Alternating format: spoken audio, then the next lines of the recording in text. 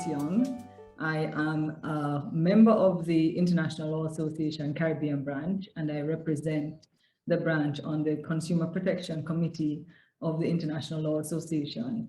And I am the alternate representative on the Global Health Law Committee. One of our panelists, as you'll find out later on, is the representative on the Global Health Law Committee of the International Law Association.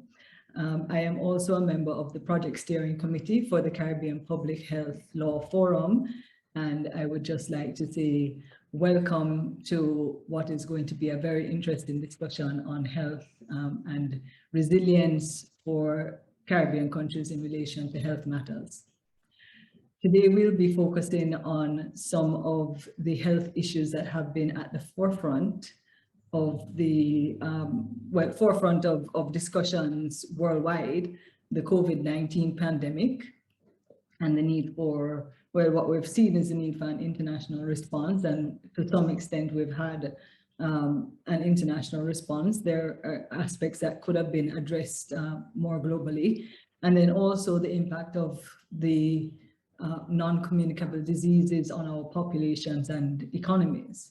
And when we speak of COVID-19, it's not just in terms of the pandemic and matters such as that, but also the rules that are put in place to deal with communicable diseases, and then the rules that are the possible cures and the access to the vaccines and access to medicines.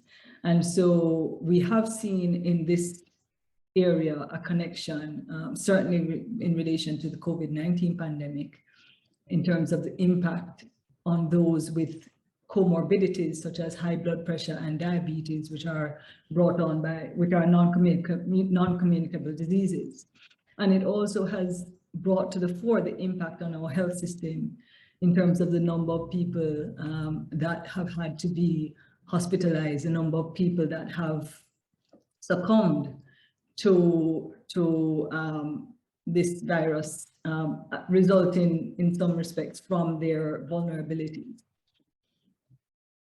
We would have heard this morning, for those of you that were able to hear our keynote speaker, we would have heard Ms. Price highlight some of the issues with procurement of vaccines and the steps that African countries had taken to make sure that they were becoming more resilient.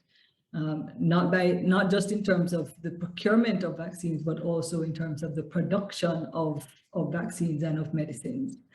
And today our esteemed panelists will be addressing the various international rules, including those governing trade, intellectual property, human rights, among others. And we'll be considering the role that these international rules can play in making our Caribbean countries more resilient, and in addressing matters such as vaccine rollout, access to vaccines, vaccine development, and development in terms of medicines generally, and also tackling matters such as non-communicable diseases, addressing issues within the framework of the rules that will allow us to tackle these diseases and the impact of NCDs as they're commonly known. On the region. So I would like to take the time first to introduce all of our panelists. We have with us Professor Rosemary Belle Antoine. Professor Antoine is the Pro-Vice Chancellor of Graduate Studies and Research and former Dean of Law and Professor of Labor Law and Offshore Financial Law at the University of the West Indies. An Oxford and Cambridge scholar, Professor Antoine holds a LLM from Cambridge and a doctorate in law from Oxford University on the topic of offshore financial law. An attorney at law, an international consultant, and an award-winning scholar who has published 17 books and numerous articles, including path-breaking texts on confidentiality in offshore financial law and trusts and tax-related issues in offshore financial law. And these were published by Oxford University Press and are in their second editions. Professor Antoine, as a consultant to governments and international organizations, has drafted legislation, led international teams, and has authored influential policy reports on several varied issues. This includes transformational work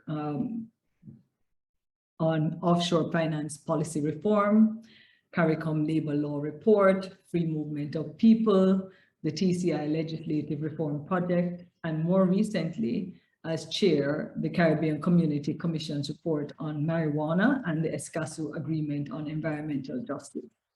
Her several honors include making history by winning the Vice Chancellor's Regional Award of Excellence twice, in 2006 for research and in 2013 for public service, being honored by UE as an Outstanding Alumnus 2018, Cambridge Pegasus Fellow and Honorary Fellow of the International Society for Trust Law, STEP UK, the only person from the Caribbean. So, and Professor Antoine in 2021 was identified as one of the Caribbean Court of Justice, one of the CCJ's pioneering women, Caribbean women and eminent jurist awardee. Professor Antoine is a human rights scholar and activist. She was the president of the Inter-American Commission on Human Rights and has and the economic, social, and head of the OAS Economic, Social, and Cultural Rights Unit. There are numerous areas that I can speak to of Professor Antoine, and we will go through as we're having that discussion as well. But she has served as a rapporteur for rights of African descendants and against discrimination. And that is in relation to the OAS, and a rapporteur for Indigenous people. She is the president of Family Planning Association and a trustee on the board of the International Planned Parenthood. And Professor Antoine would have previously worked at the International Labour Organization in Geneva, a strong advocate for human rights and the development within the framework of human rights. And when we start to touch on areas such as some of the matters that have been front and foremost in the region in relation to vaccines and labor and human rights, Professor Antoine is who I will be calling on more often than not. Malcolm Spence is the Senior Coordinator for Intellectual Property, Science and Technology Issues for the region's external trade negotiations. He is based at the Caribbean Community Secretariat Office of Trade Negotiations, which is located in Barbados. He's a member of the Secretariat Senior Management Committee. He is he works on all aspects of intellectual property, including those areas in terms of projects that are being, that the focus would be on the CARICOM single market and economy. So in addition to his external trade component, he works also on those areas focused on the region. His first degree is in agricultural engineering, and he has a Master's of Science in Manufacturing for Agricultural and Industrial Development. As a mechanical design engineer with the Caribbean Industrial Research Institute in the early 80s, Malcolm drafted their first machinery patent. Having subsequently gained management experience working in the private sector, including running a small operation producing flowers for export, Malcolm was contracted to be a counterpart consultant to the World Intellectual Property Organization, as otherwise known as WIPO, updating the legislative and administrative structures for intellectual property rights in Trinidad and Tobago, establishing the Trinidad and Tobago Intellectual Property Office, and eventually becoming the chief technical examiner of that office. In 2001, Malcolm was recruited by the Caribbean Regional Negotiating Machinery, which is a precursor to the current Office of Trade Negotiations. And he was on the negotiating teams for the region during the Doha round of the World Trade Organization, the Free Trade Area of the Americas, the CARIFORUM, EU Economic Partnership Agreement, and the suspended free trade agreement with Canada. In the process, Malcolm has moved the region's international trade negotiating position on intellectual property from a narrow focus on legal compliance to one designed to foster innovation and competitiveness for social and economic development. And that push continues to this day. Rashad Brathwaite, another one of our panelists, is an attorney at law, a researcher with a broad range of experiences in civil society and academia. He's a graduate of the University of the West Indies and University of Warwick International Development Law and Human Rights Program. He's currently focused on the uses of human rights to address non-communicable diseases in the Commonwealth Caribbean, as well as gender-based violence at the intersection of public health and disaster law. He is co-chair of CARICOM, a social justice lawyering initiative. And last but not least, Nicole Foster is an attorney at law and deputy dean, academic and student affairs, Faculty of Law, University of the West Indies, Cape Hill campus. And obviously in Barbados, and head of the faculty's recently launched Law and Health Research Unit. Nicole holds a LLB degree from UWI and a Master's in Law degree Master's in Law degrees in International Law and International Organizations from Cambridge University and Washington College of Law, American University, respectively. Mrs. Foster is a Chevening Scholar, a Cambridge Commonwealth Scholar, and an OS Professional Development Scholar. Mrs. Nicole Foster is a former diplomat who acted as a counselor in the permanent mission of Barbados to the UN and the WTO. So in relation to former counselor in the permanent mission of Barbados to the United Nations and to the World Trade Organization from 1999 to 2005. And primarily, Mrs. Foster covered issues such as dispute settlement, agriculture, and intellectual property matters. Within the law faculty, Mrs. Foster is responsible for teaching and research in the areas of public international law, international human rights, and international trade law. In addition to her substantive post at UWI, Mrs. Foster is also the policy advisor with Healthy Caribbean Coalition, a regional alliance of over 100 civil society organizations focused on the prevention and control of non-communicable diseases. In this capacity, she has authored several policy papers and briefs and has been working closely with key regional stakeholders such as the Pan American Health Organization and the Caribbean Public Health Agency to accelerate the Caribbean community's response to its non-communicable disease epidemic. And I should also highlight that Mrs. Foster is also on the Project Steering Committee for the Caribbean Public Health Law Forum. And as I indicated earlier, is the representative, Mrs. Foster is the International Law Association member on the Global Health Law Committee. With us, we also have Pierre Cook Jr., our rapporteur for this session, as well as Sanya Elaine, who will be assisting in the question and answer period. And both of them are part of our International Law Association Caribbean branch. With that, I would, what I thought was going to be a short introduction and has ended up being a lengthy introduction, I will now throw out some questions to the panelists to start the topic over, start our discussion in relation to health resilience. And so, Professor Antoine, I'm handing the baton over to you first and foremost. To what extent can international human rights law support Caribbean governments in their efforts to combat pandemics such as COVID-19? Okay, good morning, everyone. I'm really very pleased to be participating in this event.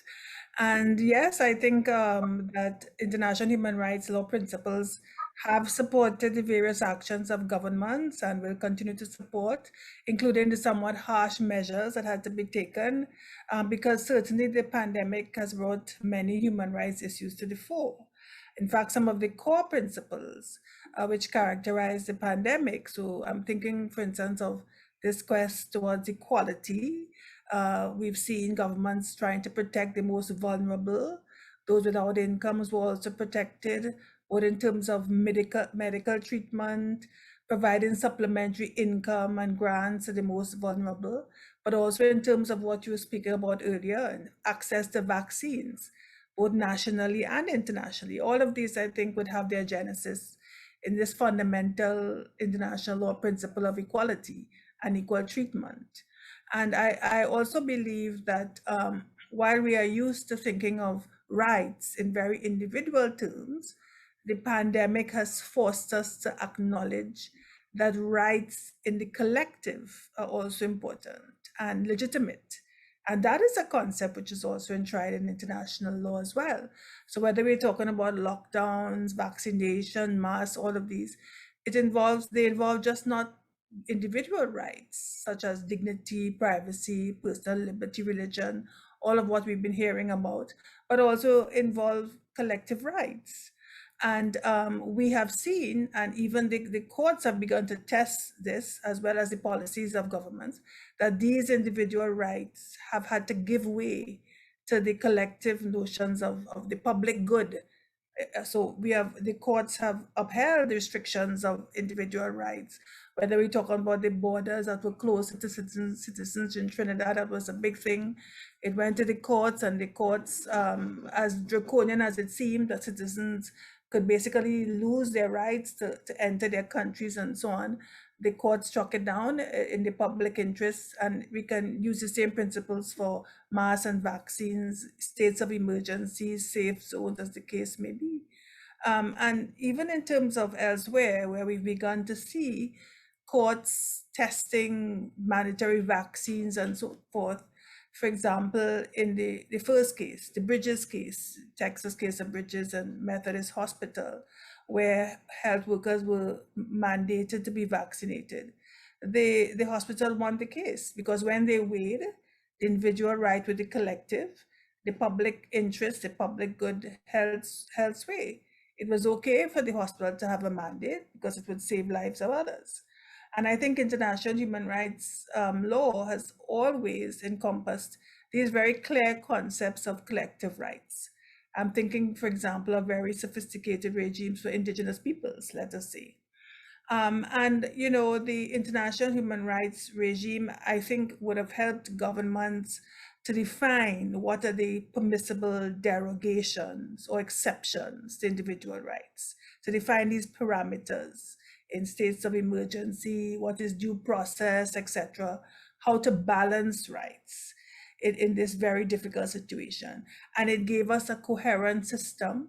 It gave us a trusted system determining to what extent freedoms had to be curtailed, whether it's freedom of movement or privacy, as the case may be.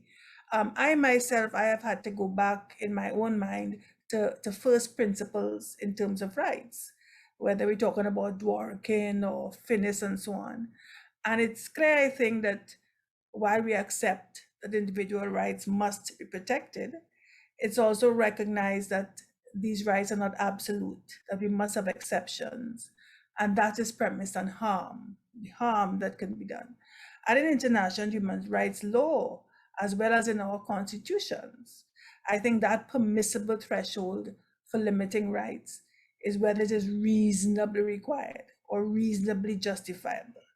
So the question is, given the harm posed by the COVID-19 pandemic, is it reasonable to curtail some of these rights and freedoms to safeguard the public? And inevitably, both our constitutions and thus far our courts have said yes. So we are in sync with what is laid out in international human rights. Of course, the whole question of what is reasonable, we have to look at the seriousness of the pandemic, which is threatening life and livelihood. Should we do nothing? Or should we say, okay, you must be vaccinated, as the case may be? And whether we're talking about constitutions or private law, such as labor law and so on, those are the kinds of ideas that come up. What is the whole question of harm? Of course, we base that on established science, not the sort of internet and the myths and so forth, which is what we have done before, whether it is HIV, we didn't go with the stigma and discrimination and the myths. We went with established science. So I think international human rights law has given us a really strong framework for legitimacy in terms of how to go about balancing these conflicting rights and interests, where we are confronted with real harm and public health rationales, such as with the COVID-19. They are easily accommodated within this framework, whether we look at some of the older cases or the emerging cases. And for me, the raison d'etre is for human rights generally. As I said, I've had to be rethinking my own ideas of human rights, is negotiating how to live in community for survival, really. My personal dilemma, as you said, I'm a human rights activist, and people are used to seeing me talking about fighting for individual rights and liberties. And this has made me think, well, what are the philosophies that underpin a human rights system? And ultimately, I think it's learning or knowing how to negotiate, how to live with others in community. That's what human rights is fundamentally about. When we have all the differences, the competing interests, and so on. That is what Rousseau meant when he talked about the social contract. Human rights embodies that idea very much. No man is an island, although each man has his own castle. So it's about locating those core principles, which will help us to preserve our community. Respect, yes, liberty, but also respect and liberty of others. And that has come out clearly, I believe, in this pandemic, as we have had to reconstruct or deconstruct how we live in terms of rights, giving up some of our liberty for the greater good. And also, of course, the notion of state responsibility, because human rights generally, except for Jamaica's deviation there, is about rights as against the state. So governments have been adhering to these principles of equality and accountability, attempting to balance rights, individual rights against collective, and also different individual rights, because there are people who would say, but I have a right not to have to go to work where other people are unvaccinated. So it's not so much a denial of rights, but a balancing. And I also find it fascinating the way the pandemic has really brought to the fore an issue that we've been talking about for a very long time in international human rights law. It's been knocking on the door of governments and it's now been embraced seamlessly, and that is economic, social, and cultural rights. So it's no longer questionable whether there's a right to health, a right to work, to livelihoods, and so on, that economic costs means that it can't be justiciable. No, we've spent millions on hospitals, on grants for the poor, and so on. Even the US have done that, free market enterprise capitalism, despite all of that. And also how far we've come, I think, in our own consciousness about human rights. International human rights, 10 years ago, I was saying, we're all too apathetic about rights. Rights seem to be only about the death penalty. But now everything is about human rights. So it has had a tremendous impact on us. And we've seen it in the pandemic. And we've seen how it has supported governments. It has been centered, to end my few minutes here, the ability to frame the pandemic within a right-centered discourse has been, I think, a tremendous gift. And we have gotten that from international human rights law as embedded in our constitutions. And it's, I think, a testimony to our developing democracies. Thanks very much, Rosemary. And I know that when Rashad also speaks in relation to the non-communicable diseases aspect of it, we will be able to get more into detail on that. But I wanted to now touch on the fact that we speak about the rights and we speak about the rights and the right to be able to, I mean, the balancing of the rights, but it's then going to come a question as to whether or not you're able to provide the tools necessary to combat or to address situations such as COVID-19. So Malcolm, I'm going to come over to you in terms of how is it then that intellectual property conventions and our rules in relation to vaccine development, development of medicines, patents. So how would the international intellectual property conventions and norms help Caribbean governments to address matters such as COVID-19? Thanks, and good morning to everyone, or good afternoon, good evening, wherever you are. Yes, I was fascinated by what Professor Antoine was saying there, particularly that emphasis on finding the right balance between individual rights and community rights. because in many ways, the intellectual property rights system also tries to do exactly that, to find the right balance between giving individual rights to inventors, to creators, and giving the public at large the opportunity for fair use and these other things. And this, although intellectual property rights have a very, very long history, and I'll come back to that, in the convention, the Human Rights Convention, Article 27, also reflects this balance. There are only these two paragraphs. The first paragraph is the one that says everybody should have access to the work of people, let's say, in the health sector. On the other hand, paragraph 2 then goes on to say, well, you know, but you've got to reward people for their own work. You've got to recognize that individuals are the ones who often drive progress and creativity. And therefore, they need to get recognized for that. And so again, these two paragraphs are trying to find the right balance in terms of human rights.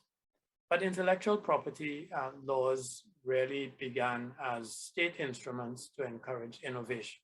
And some people say this goes way back to 500 BC. The story of Sybaris, a town in the area that is now part of Greece. I think in those days it was part of Italy, where they were trying to encourage, it was a very wealthy city. And of course, they had people creating all kinds of luxury goods. And the opportunity was created by a city statute to allow creators to have an exclusive right to produce that particular luxury good for a period of time. And this came all the way through as national laws, as nation states developed, until the point where international trade, international exchanges, globalization, in fact, recognized the need for international norms. And so around the 19th century, the mid-19th century, you had the three major agreements, conventions, the Paris Convention, the Berne Convention, and the Madrid Agreements, which outlined what countries thought would be the appropriate kind of approach to intellectual property in all jurisdictions, so that when creators and their work, their innovations moved from one jurisdiction to another, there would be few surprises. So although what they did was embed national treatment into national laws, so that the objective of many of the conventions really is to make sure that everyone within a particular jurisdiction is treated the same way, even if they are from another jurisdiction, then that, I think, is what became the fundamental approach of international law. But it was also about making sure that there was some degree of commonality, of harmonization, to some extent, if you like, some degree of community. So norm setting is now handled by the organization we mentioned earlier on, the World Intellectual Property Organization, which is a specialized agency of the United Nations. And again, the key there is trying to find the right balance between this conditional, temporary, legal monopoly, if you like, that intellectual property rights represent, and the transparency that's required to allow fair use and to avoid duplication of effort in your innovation system.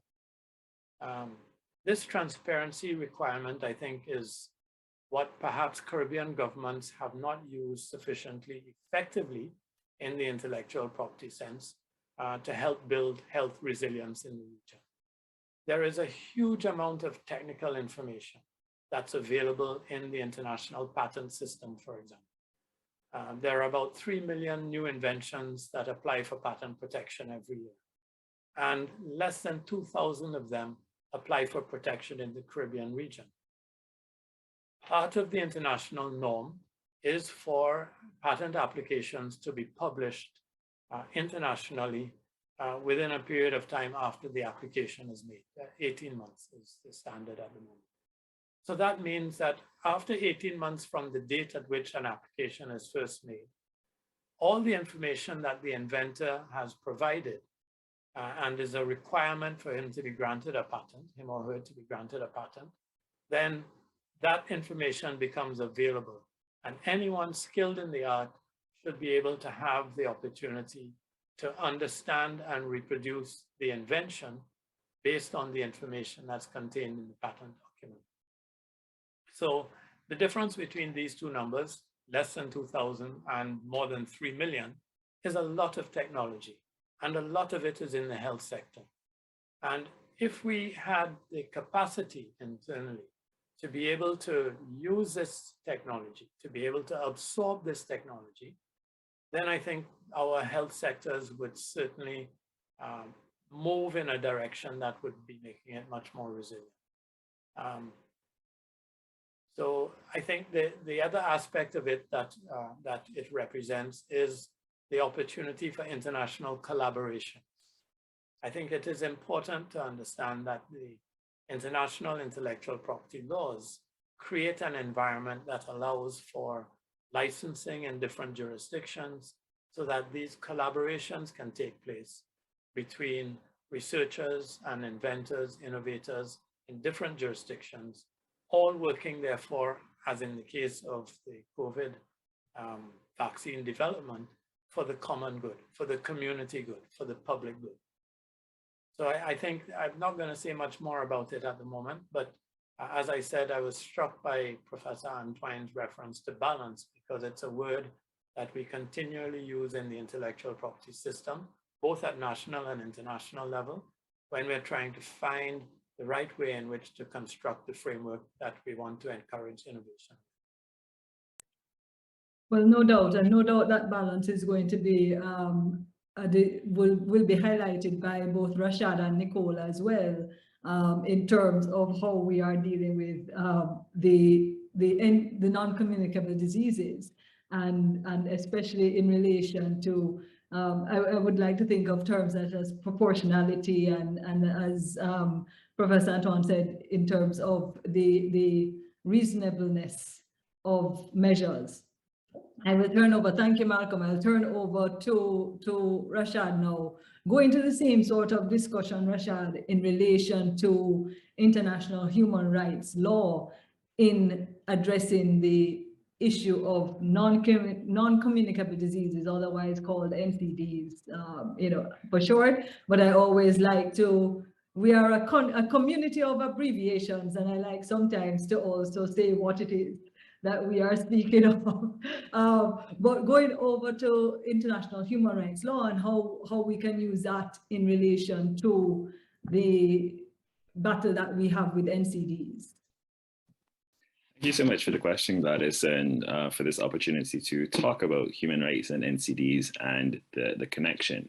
And I start then with the premise that international human rights, and when we talk then about the recognizing a right to enjoy the highest attainable standard of physical and mental health, that framework allows us in the domestic space where Caribbean constitutions, save and except for about two, make explicit reference to questions of health.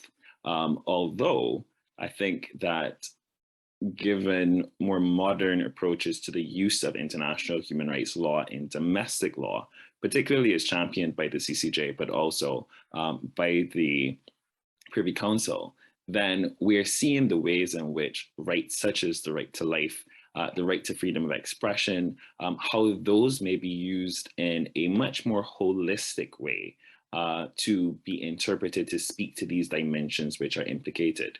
And so, for example, when we talk about a right to freedom of information, that imports both the ability to share, but also to receive. And I will leave much of the thunder around NCDs and front of pack labeling to Nicole a bit later. But that then suggests the importance of consumers being able to know the content of their food so that they're in a position then to decide how they would wish to make their plate, as it were. And so that's one example. In terms of the obligations, if we understand the right to health as including access to health facilities, the need to pursue a national public health strategy being a key component of that, then it becomes more important that there is a fleshing out of clear, detailed strategies that speak to the underlying challenges that Caribbean states.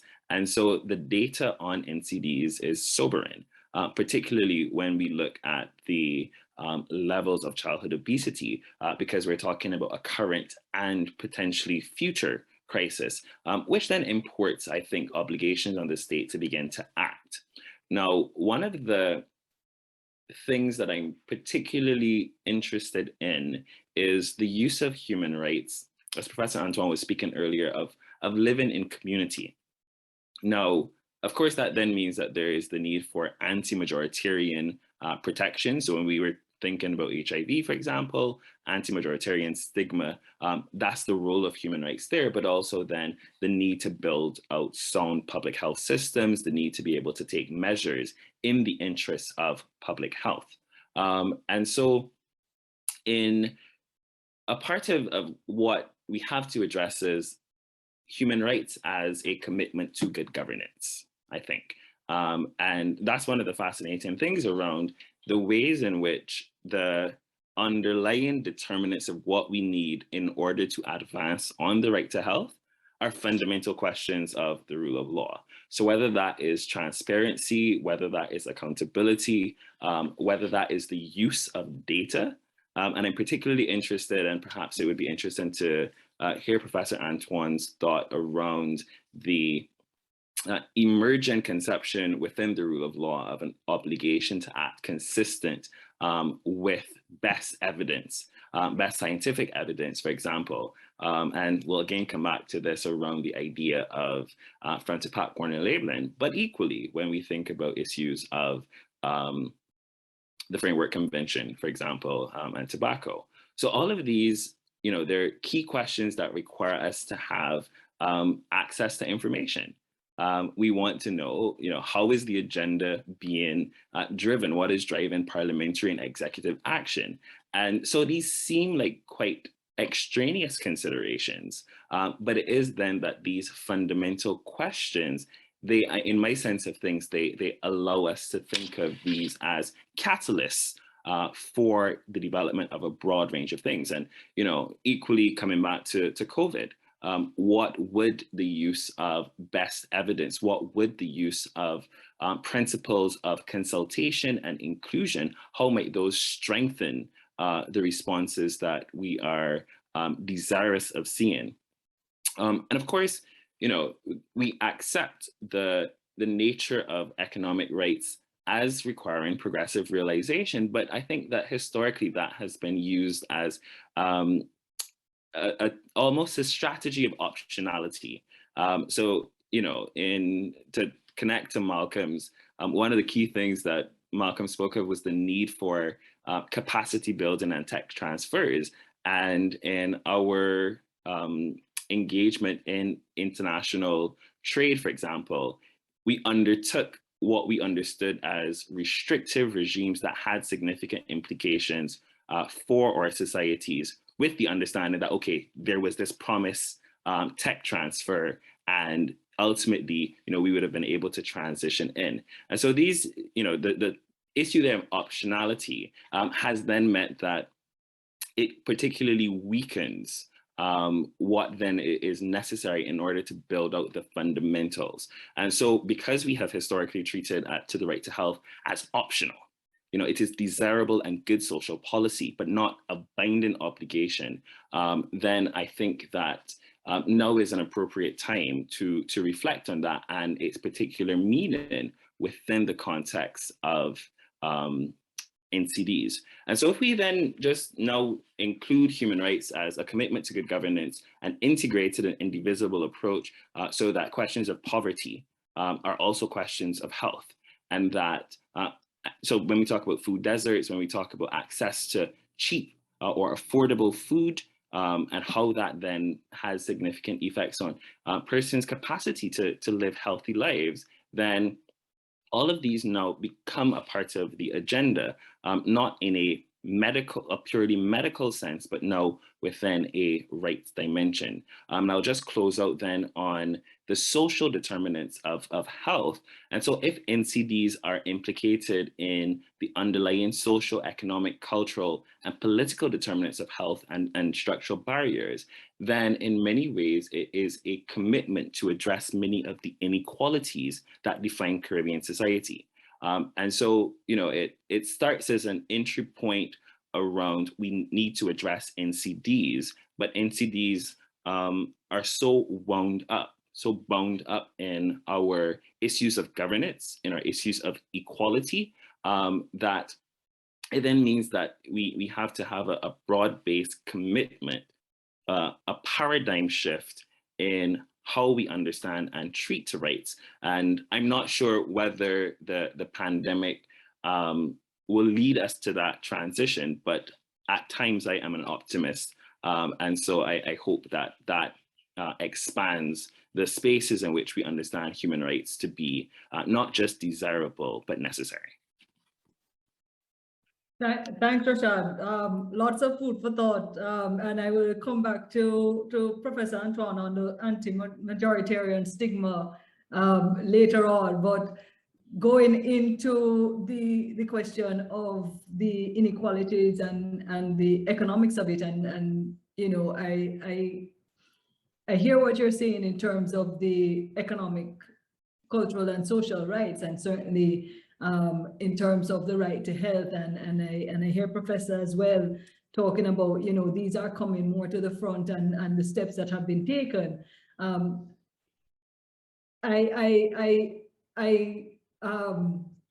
It will be interesting to see going forward, because I think you're going to also have that discussion. And I think when Nicole comes to it, I mean, it's one thing to give people the options, but then if you talk about, the individual's rights versus the collective, and if an individual has a right to choose, I mean, we are doing all that we can, or we say we're doing all that we can to, to put these things out there when we talk about the front of package labeling, etc.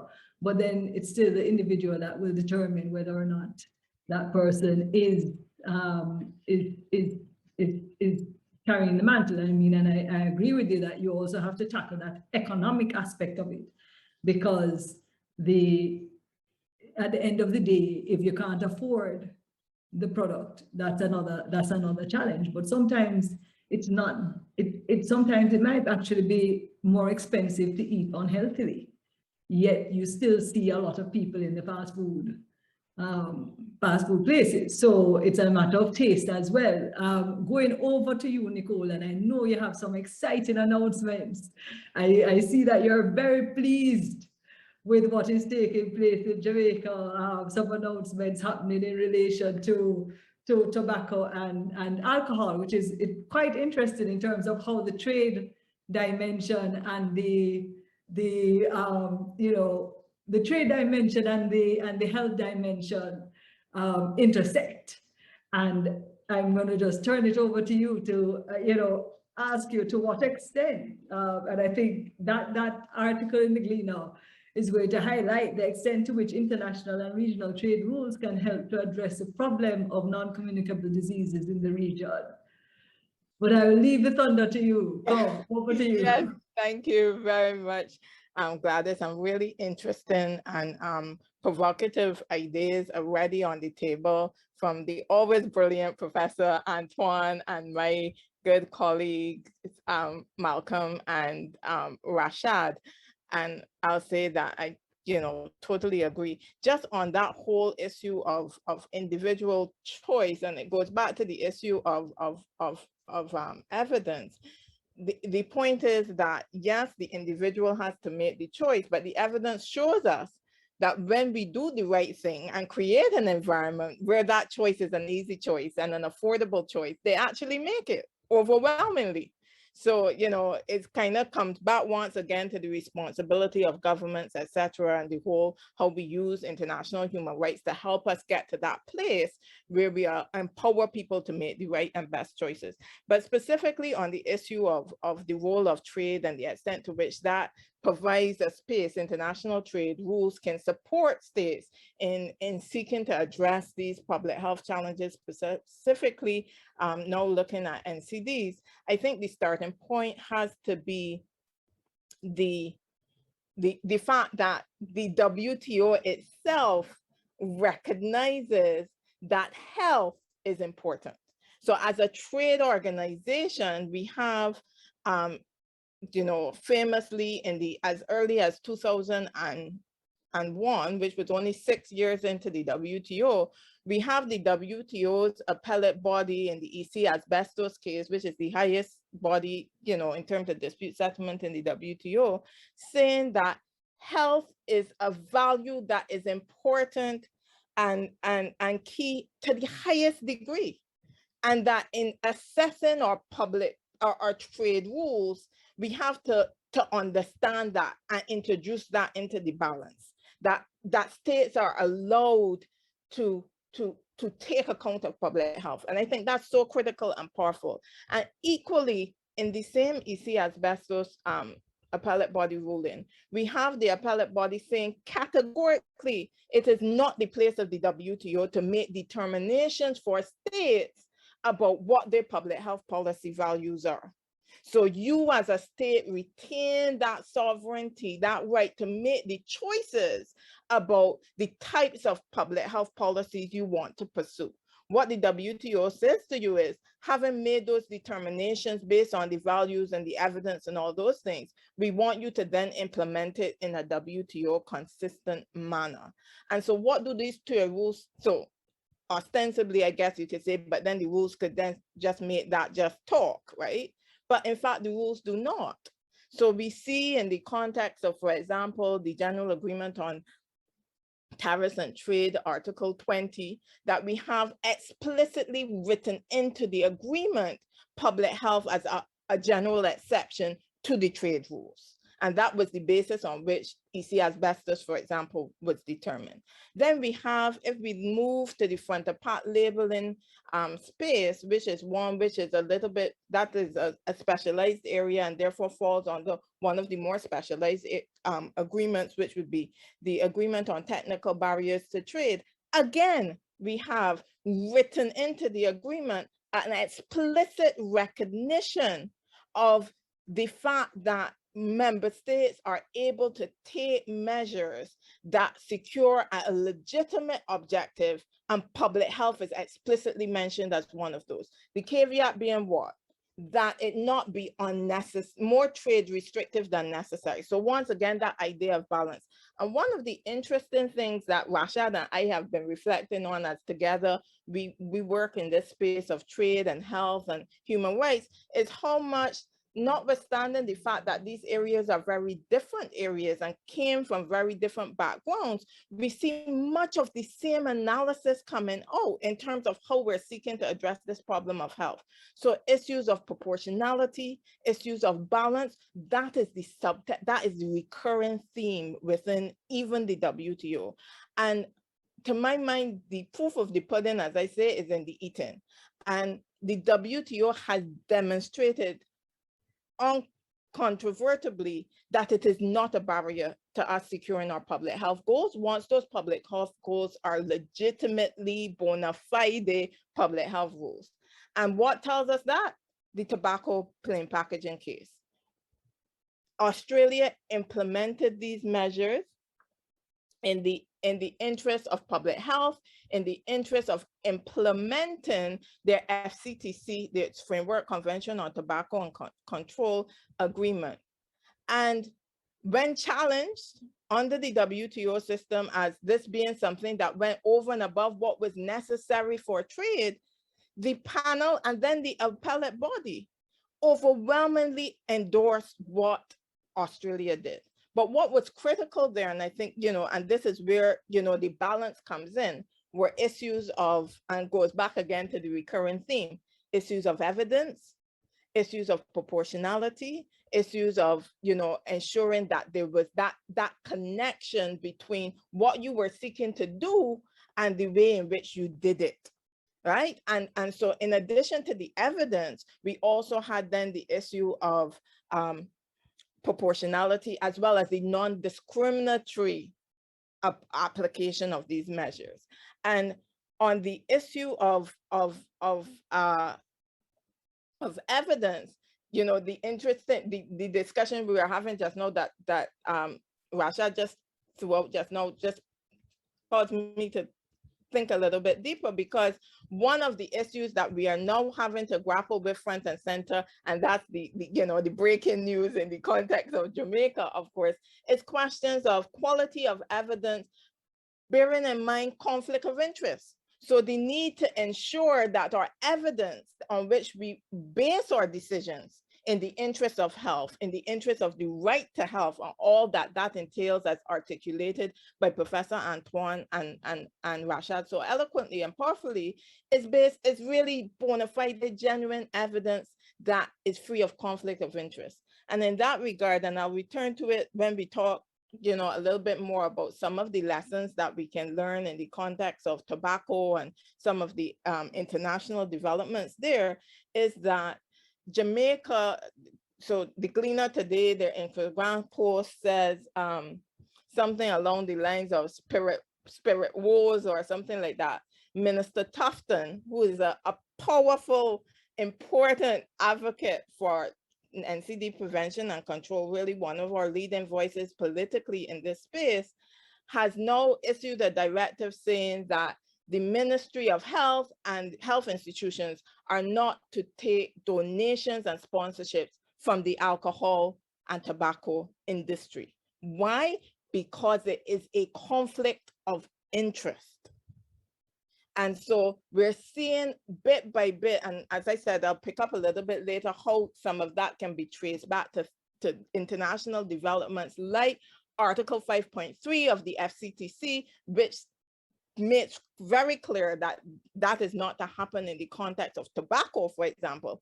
But we're seeing how now these discussions are moving outside of the space of the formal treaty space and moving into sort of more of a soft law and having implications there. But the bottom line is that there's tremendous scope within the trade space to address public health concerns, because that policy space is built into the agreement itself. But it is a question of proportionality, balance, and evidence. Over. Thanks a lot, Nicole. And I will be coming back to you. I wanted to go over to Rosemary, but before I go to Rosemary, I think there's a question in the Q&A, and while we were going to take questions towards the end, I think, Rashad, it's important to clarify now, because it was something that you were speaking to in relation to the right to health and the progressive rights under the the International Convention for Economic, Cultural, and Social Rights. The issue of whether or not you can describe the right to health as optional. Right. So I think in framing Caribbean states and their approach to implementation as premised on an understanding of the right in a term of optionality, that it requires some unpacking. But if we use, for example, the approaches to, let's jump to HIV, for example, there are clear human rights obligations linked to the right to health that are nonetheless linked to existing constitutional rights and existing constitutional questions. So whether there were questions of the right to privacy, policies that states could adopt, we maintain restrictions on adolescents' ability in some Caribbean jurisdictions to access sexual health services, so whether information or treatment, despite the law providing a legal framework for consent at the age of 16. So you have persons not being able to go to the doctor until 18, even though legally they can consent to sex. Now, these are questions of the right to health. So this is beyond the question of the development of the health sector and our hospitals, etc. And so fear then that the question of the implementation of the obligations the right to health, that in treating it as progressively realized where there are those sorts of resource implementation questions, fair then to say that Caribbean states have adopted it in that way. But when we now understand the right to health as a much broader and almost all-encompassing thing, then many of the policies, so we're not even talking about resources, we're talking about policies that states have chosen to maintain, sometimes in the interest of maintaining majoritarian sentiment and satisfaction within the state. And so when we come back to the question of living in community, you know, you had mentioned, for example, people making choices because they like the taste. But if it is then that you are, as a child, you're being exposed to this as a very friendly thing in your books, in your classrooms, and you are doing a health walk and it is sponsored by one of these entities, then there are also associations that lead to that. And so a part of it is exposure. And because these are now all questions of rights, and that the idea of conflict-free evidence is so central in my understanding of the rule of law as a component of the rights regime, that then requires a much broader perspective than perhaps what we had traditionally been engaging on the subject around, but nonetheless then fair to question whether the implementation of some components of the right to health could not fairly be described as progressively realized, but in the areas in which I refer to in that broadened conception, I certainly think that a strategy of optionality has largely been embraced.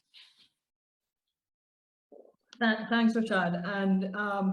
And yeah, you know, you raised the issue of as a child growing up, some of the things you're exposed to and some of the things that you are led to believe are healthy, or, you know, are good for you, and then recognizing much later on in life really what is there. So those are some of the things that we do need to come to. And Nicole has also highlighted the approach that that the CCJ would like to take in terms of the revised Treaty of Chaguaramas. And I can say certainly that in areas where where states have sought to implement certain measures on the basis of health grounds, that there has been some level of scrutiny put, at least at the level of the organs, in terms of issues of proportionality, balancing, you know, to make sure that it is that the purpose is really the health ground and not necessarily a disguised restriction.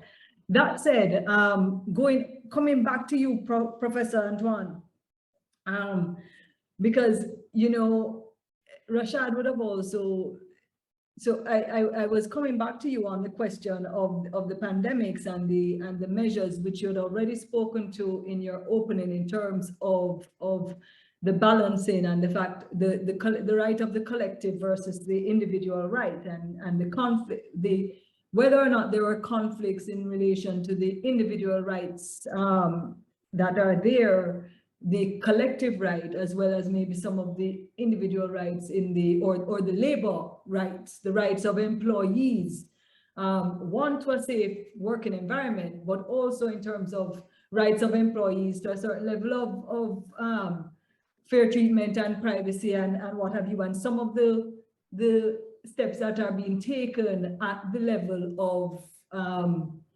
what we're seeing in various countries in terms of questions of ensuring that employees are vaccinated or are being tested or things like that. So those various issues in terms of that conflict, but I also wanted to touch on that issue that was raised as well. Rashad raised it in relation to the HIV and the anti-majoritarian stigma in relation to HIV. But are we also seeing something like that now developing in relation to persons who may not be willing to take the vaccine? So I would like to get some of the thoughts on that and how we address it in terms of the rules. Okay, a lot in that question, some big areas. Well, certainly we have seen some, one might say, some might say draconian measures having to be taken in relation to the pandemic. And some may argue that they conflict with human rights norms, with labor laws, and so forth. But I think it's known, from my own point of view, is well known since I've been writing on this, on the legality and legitimacy of it within the specific context of the COVID-19 pandemic. So my short answer is no, I don't think they conflict. At least I don't think they cannot be accommodated, let's put it that way. And we have seen where these sorts of measures, whether it's a compulsory requirements for COVID-19 vaccines and so on, are generally justifiable in law, whether it's the constitution, the public law sector, or even in the private sector, the labor laws that you mentioned. And we are seeing too that the case law, the fast emerging case law, does support that. And similarly, the lockdowns, the states of emergencies, provided of course they are temporary, which is what the Constitution asks, tests, quarantines, and so on. These are also supported, I think, within our legal framework. And actually also in some of our statutes, like the Public Health Acts, and more importantly, specifically in some cases in our constitutions. And I spoke earlier about some of the ways in which international human rights law gave us the acceptable parameters to curtail rights as appropriate. And it's very interesting, and something I myself hadn't even thought about before the pandemic, is that in many of our constitutions in the Caribbean, public health is specifically mentioned, just as Nicole, and I'm learning so much from these presentations. Nicole was saying that it's a specific exception in terms of trade. Similarly, in our constitution, specifically enshrined there as an acceptable threshold in terms of limiting rights. And more so in many constitutions, infectious diseases also specifically mentioned, actually spelled out in terms of giving us that leeway to limit rights in the public interest, and it would be considered to be reasonable. And I mean, I'm sure you can go and look at some of those sections, but several constitutions, Grenada, St. Vincent's, a whole host of sections from 10 to 13, Antigua, Dominican, Barbados, etc., many constitutions, and even expressly stating that our personal liberties would be specifically compromised if there's an infectious disease. So I think it's clear in terms of the rule making. And we know that we've had mandatory regimes before. So all of those laws in relation to polio vaccines, which all of us took, which comes from an old case, Jacobson, Massachusetts case, which was in the smallpox, which tested it. And what I would call the soft law or the indirect mandates, which we've had for quite a long time. So you're given an illusion of choice as to whether or not to take a vaccine. But if you don't take it, well, too bad for you. And yellow fever is one of those examples. You can't, there's no mandate, but if you don't have a yellow fever vaccine, you can't travel anywhere in the world without it. And now we are calling it safe zones or vaccine passports. But really, none of this is new and have been justified in the public's interest to safeguard health on the whole idea of it being reasonably required. And I spoke earlier of harm, etc. And it's all predicated on risk, the amount of risk posed by COVID-19. And of course, with Delta, it's even more risky. So that gives a justification that if you have the vaccine, you have a lower viral load. So even if you contract the virus, it's less likely that you would transmit it, less likely to have severe illness, to clog up the hospitals, etc. And you pose a lesser risk for our hospital system. So you don't prejudice persons who have to go to hospital for other treatments, etc., etc. And what we have seen too, in relation to these soft law sorts of vaccine mandates, which perhaps you may call majoritarian view, is that the courts have actually changed their attitudes towards discrimination in terms of that kind of so-called choice. So before in the discrimination law, there was very strong protection. Let us say if you were a Seventh-day Adventist, and you had to, you couldn't work on a Friday, as the case may be, because of your Sabbath, or the wearing of the hijab. Those are very strongly protected. But since 9/11, we've seen that they have been less so. And the judicial response has been, where you have a choice. You don't have to work here. That's a choice. So there's no limit on your freedom. And that is exactly what the court said in the Bridges case from Texas, the first vaccine case. And what it said in Indiana University case too. In the Bridges, they said, well, you can freely choose to accept or refuse the vaccine. But if you refuse, you simply have to work somewhere else. So we've seen a move towards this majoritarian approach. So we are, and I was very critical, I must say, with those older cases on the hijab and so on. But now I am more inclined with the majoritarian view because of the urgency at hand, because of the life and death issues. So can we afford to simply leave it up to individual opinion? Yes, I agree, Rashad. Transparency, consultation, those things are extremely important. As a labor lawyer, I have advocated unions must be consulted, and we need to have scientific information. And who better to be talking about this than with trade lawyers? Because courts have been very orthodox in relation to how they approach the science. So they will go with the WHO and so on. And the question is, does transparency require us to consider alternative scientific theories, even if they're not published in the journals and so? So far, no, they haven't. And I know you had somebody had mentioned freedom of movement and so on and so forth. We know we have some of these limitations. I don't think there are any difficulties in relation to moving from A to B, even if you have freedom of movement regimes as we do have, because we are locking out our own nationals. And in terms of the labor law, certainly I think the labor law concepts, which are premised essentially on duties to protect health and safety, they are easily able to cope with what we have been asking so far with the COVID vaccine, and not just the vaccine, the pandemic as a whole. I do think, however, there are gaps in labor law. We still don't know who should pay for the PCR testing, who should be paying for the quarantines. You know, can you force people to take holiday leave instead if you have to go in quarantine? But I would suggest that in the whole question of business efficacy will be paramount. In fact, we've already begun to see it in the Indiana University case, where the reasoning was based on business sustainability, that the operations of the university could not be carried on effectively otherwise. And I would suggest cost would be something that courts would take. So yes, I think we have been tending towards the less individual types of liberties for all of those reasons, but I think context matters. Yes, and fully understood, and you've raised some interesting points as well in terms of going back to not just in terms of the balancing, but also how in the labor law side of it, some of the matters that persons need to take into account as well. I want to segue over to Malcolm now in terms of the extent.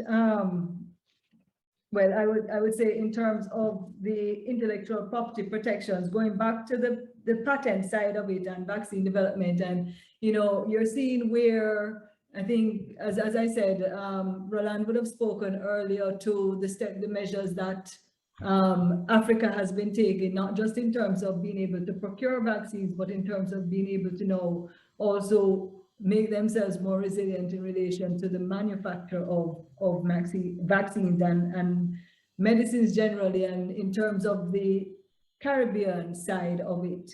I would say what we've recognized that you've already spoken to the fact that certain things need to be done at the domestic level in terms of intellectual property protection, and the fact that a lot of these things are not protected in the Caribbean, and therefore we would be able to access the technologies. Will international intellectual property law or domestic law, which one is it that is going to pave the way for us to become more health resilient? Yes. Again, I think it has to come back down to understanding the question of balance. if you recall, when I spoke earlier, I talked about international laws creating the norm for national treatment. But national treatment really is subject to domestic law. So it's the way in which you implement the law at the national level within the overall framework of the international regime, I think is what is going to be critical for building health resilience. And this also takes into account something that Rashad was mentioning about the intellectual property system restricting access to medical supplies, I guess. And that this has been a big issue in the discussion on vaccines. And part of it has, of course, arisen simply because the production capacity globally for the vaccines was very limited everywhere. So it wasn't just that we didn't have the capacity to produce it. Nobody had the capacity to produce what was required within the timeframes that the public health needs demanded of it. And the question of technology transfer, which Rashad was talking about, again, I think is something that is properly seen in the context of domestic law. I mentioned about having the capacity, the absorption capacity. But technology transfer really has two components, one of which is important, and that is technology acquisition. In other words, you have to have the capacity to absorb it, but as a feature of that capacity, you should also have the capacity to acquire the technology. The other side of technology transfer, of course, is the provision of the technology by others. And that provision is often done under licensing arrangements and things like that. So technology transfer often is taking place in the context of a licensing arrangement, the terms of which more often is dictated by the owner of the technology rather than the user. But the important thing for me is that at the domestic law level, as a matter of policy, we have to ensure that all the flexibilities that Nicole said is available from the international law framework are used when we are implementing our intellectual property regimes. So it's not just the law, incidentally, it goes beyond the law. If you take Cuba as an example, Cuba's health system is perhaps one of the most resilient in the region. They spend very, very little on research and development, like the rest of us. I think their expenditure on research and development as a percentage of GDP is about 0.5%. And that's pretty much in the same kind of framework as ours. But theirs is very strategically targeted, and particularly to the health sector. But it's not only the research and development component. They look at the entire public health system as, I think you were suggesting, an inalienable right for the people of Cuba. And so the way that they've approached it is to ensure that all the components of the public health system are targeted towards ensuring that they have access to everything that they need, including the research and development work to provide domestically the things that they are able that they require to address their public health concerns. So I think Cuba provides us with a good example of how we can. The number of patents that are registered in Cuba is also very low, in spite of them having that capacity. So I think you have to take into account that even if your domestic legal framework could create the possibility of requiring licenses to access technologies, in our context as small states, the reality on the ground is we have that access already. And I dare say that we also have the capacity to use it. We're just not directing that capacity, whether it is human or financial resources, at the target in a way that would be most effective in dealing with public health issues. Thanks, Malcolm. And that is, I mean, yeah, that is so true in terms of, and I'm not sure that it's necessarily international law that is going to get us there to direct the resources where we need to direct them. I'm going to ask both you and Rashad in relation to the whole issue of access to information, and Nicole, you may want to also jump in on the whole issue of front of package labeling. One of the things that has been somewhat troubling as well, it's not just in relation to industry and sort of these, you know, processed goods that may be high in sodium or high in sugar or something like that. But even when you're looking at a small business, a person who is touting products that are healthy, that are, you know, supposed to be good for you, yet there are no labels on you don't see the ingredients in the products, and that might be Malcolm because they may not be aware of the intellectual property protections that they could get, but you don't see any of the ingredients on the product. So then you really don't know if you're having something healthy or not, right? So it goes back to that question of the whole issue of access to information, and I think the linkages between the various aspects of international law, how we implement them in the domestic legal framework, and go from there. But you were speaking to, I think one of you was speaking to access information and front of package labeling. So who am I throwing that out to in terms of where we go from here? So I think I will jump in on one component of it and then throw it to Nicole. So I'll deal with the small business component of it, only to the extent that I do see a connection with one of the points that Professor Antoine last made. And that is the issue of distinction, right? So being able to, so if we think of the mass produced and the scale of small businesses, for example, as compared to our commercial manufacturing sector and what is imported, the impact of a small business in terms of priorities of where that obligation lies. And when we're talking about the government's responsibility to regulate in the interests of protection, fulfilling, etc., one of the questions there is of impact.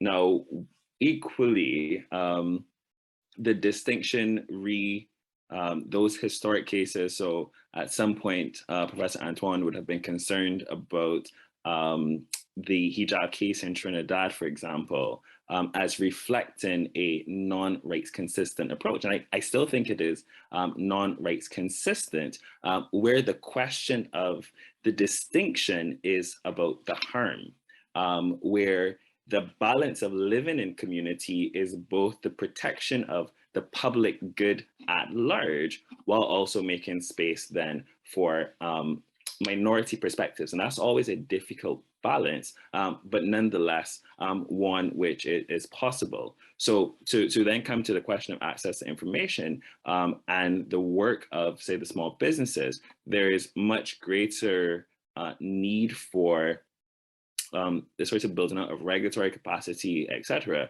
if we were going to cover those. And I think one of the takeaways about human rights as a commitment to good governance, it doesn't solve the problem of political will, but it certainly makes the absence of political will a little more uncomfortable.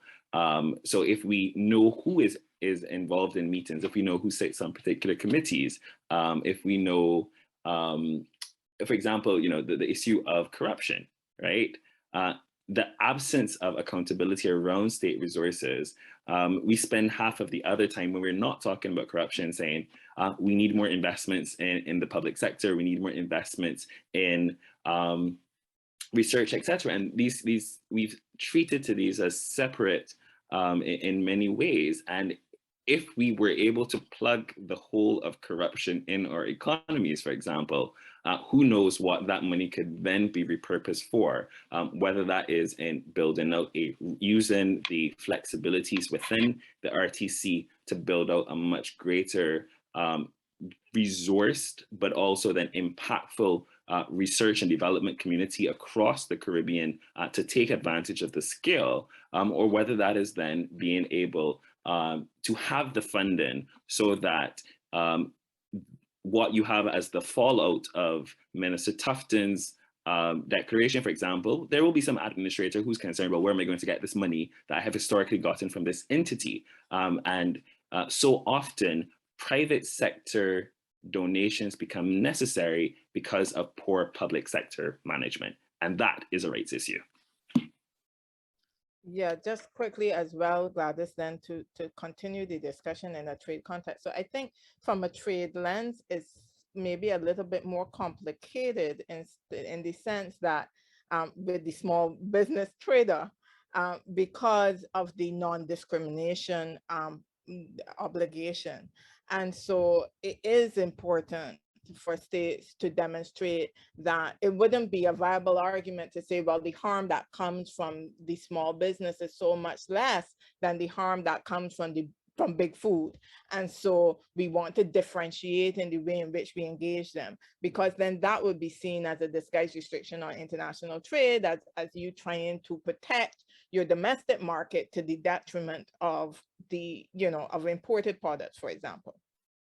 But having said that, it does point to it, your scenario points to a very important dimension issue, which is the importance of that connection between the trade and the health. Between the domestic and the international regimes.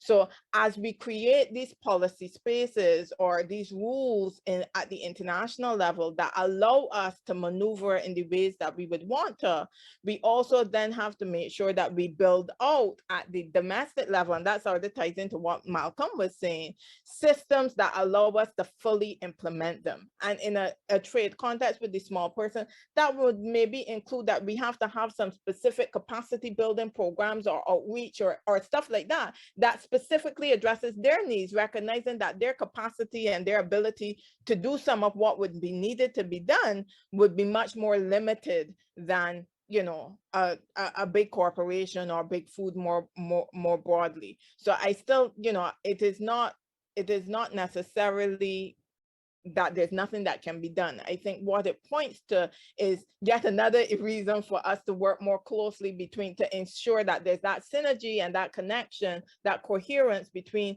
the international and the domestic. And yes, it may call for, deep, complicated, difficult discussions and decisions at a domestic level. But even in the context of front-of-pack labeling, I can tell you that, much of civil society has been reaching out, and there are many of the small producers are very receptive to this idea that I need to label and I need to do these things. Just want to know better how to do it and how they, and how they can get these things done. And I just want to tie into some really very powerful comments that Sir George Arlene made yesterday at the front-of-pack labeling launch of the campaign for Heart and Stroke Foundation and Heart Foundation of Jamaica, where he talked about differentiated strategic engagement. And he talked about we cannot deal with the private sector as one monolith. We have to recognize and engage with them, recognizing the diversity within that space, and that there are in fact many players within the private sector, notwithstanding the noise that some have made, contrary to the high-end warning labels, that would in fact embrace this. So I think we have to take all of those things on board, not suggesting it will be easy, but it is possible. Over. Thank you. I am being told this has been an extremely interesting discussion. There is so much more to highlight, and believe it or not, we are already at our 12. We have 2 minutes to 12:45. So I'm going to go over a little bit, and I'm going to ask my conference organizers to just give us a little leeway in terms of just doing some final thoughts before we close off. I would just like to remind everyone that the climate justice panel starts at 1:30, and I'm sure I will get any corrections quickly if I'm not right on that, but the climate justice panel will start at 1:30. There is a lot that we need to highlight in terms of the linkages that have been shown by the discussion here in terms of the human rights conventions, the flexibilities that might exist, or ensuring that in terms of balancing individual and collective rights, the labor issues and some of the matters that employers and employees will need to bear in mind, as well as matters relating to access information. And of course, as Malcolm has highlighted, in terms of innovation and taking advantage of what already exists in the intellectual property framework.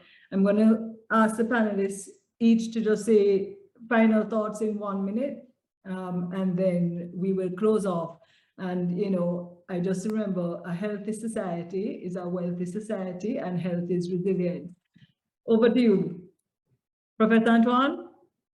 Okay, I just add a couple of thoughts on proportionality and non-discrimination to follow through.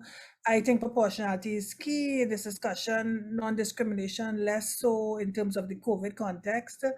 But proportionality, even though I've said the Constitution specifically reference health and so on, I still think you need to consider what is a proportionate response.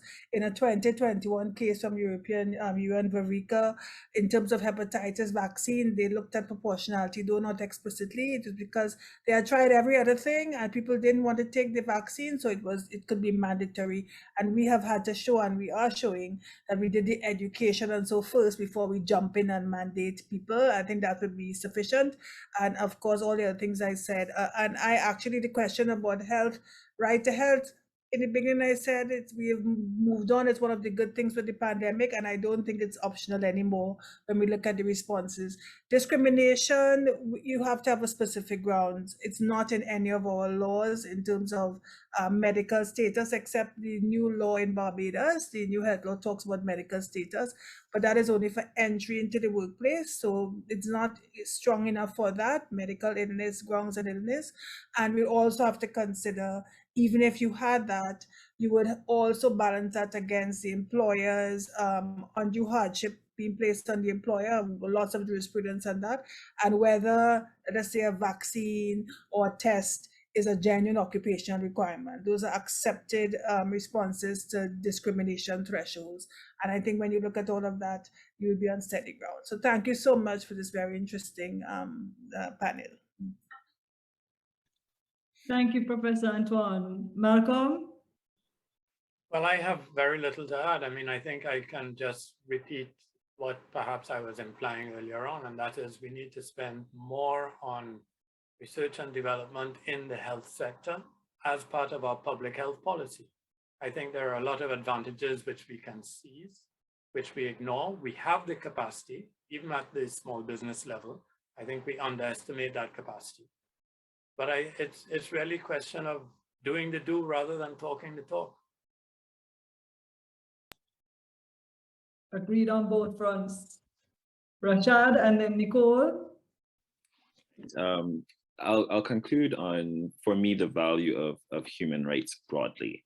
And so if I understand human rights as one, a vocabulary for struggle, then there's space for actors and activists to make claim for greater implementation of the right to health, for example. It is also a space through which the state can act in the interest of health, whether at the level of the response by citizens to that as a challenge. So where you have challenges to laws mandating health requirements, as long as they are based on a solid framework supported by evidence, etc., human rights provides a shield for those measures. And equally, then Nicole and I have been moving between the metaphor of sword and shield. And on the other hand, it allows the state to take measures such as front of package warning, labeling, etc., to address these measures. And so that combination of sword and shield, human rights then becomes a space for us working out the difficult questions of living in community, as Professor Antoine raised, but nonetheless, I think the frameworks, that commitment to broad good governance, the questions of proportionality, evidence, etc., that it provides a way, and we would be wise then to embrace it fully as the next paradigm of Caribbean development. Yes, and just quickly, so I want to return to the main theme in terms of the role of international law in this question of health resilience, focusing on the tobacco plain packaging case, and to just highlight a few what are to me key points for persons to take home. I think an important win for international law was the role of the FCTC Secretariat and the WHO Secretariat in this space. Said a lot about the power and the potential of international organizations as actors and influencers in the space of public health, internationally and domestically. It also spoke to the power of soft law as still having normative impact. As I said, the FCT guidelines, not a standard for the purpose of the TBT agreement, but still relied on very heavily by the panel and the appellate body to reinforce their decision.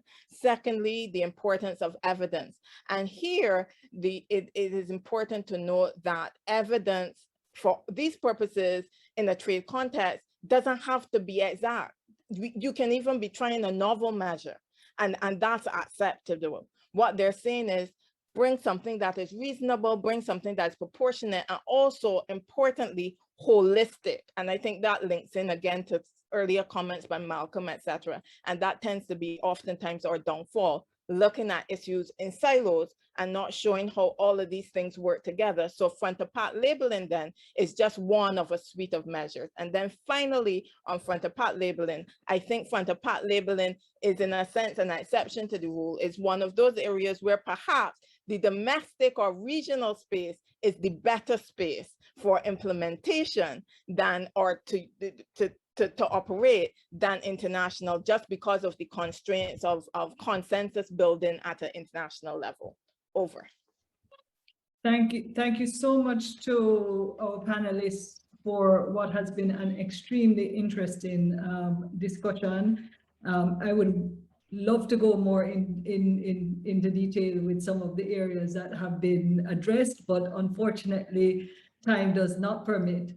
Suffice to say, as we've said, in order for us to be a resilient region, we have to be a healthy region. There's no question about it. As Professor Antoine has said, and Rashad, you know, health is a human right, bar none. I think you're quite right in terms of the areas that have been pointed out. And also, Malcolm, thank you for pointing out in terms of the capacity of the region. And I agree that that is some of the areas that governments now need to be looking at in terms of targeting, and governments and private sector, in terms of targeting resources to health and modeling from some of what we have seen. And, you know, Nicole, you and I are partners in this fight in terms of ensuring that certain measures are taken. And, you know, there are questions as to whether or not we would be able to have another framework convention like that of tobacco control in relation to alcohol, in relation to sugar. I mean, there's some of the things that, you know, even if we're not able to, what are the measures that we can take? So I would ask all of you to really give some thought to that, as well as the linkages between human rights, labor rights, trade law, intellectual property rights, and how we move forward in terms of crafting a healthy and wealthy society. I just want to remind all who are here with us that the climate justice panel will begin at 1:30, and I look forward to seeing all of you at that panel. At 1:30, you would just go back and join the panel session, the climate justice session. Thank you very much, and thank you to our panelists, to our rapporteur Pierre Cook Jr., to Sanya Elaine, who was assisting in terms of any questions coming from the audience. Thank you again, and I would bid you well good afternoon and go and get some nourishment before climate justice at 1:30. Thank you, everyone. Bye. Stay safe.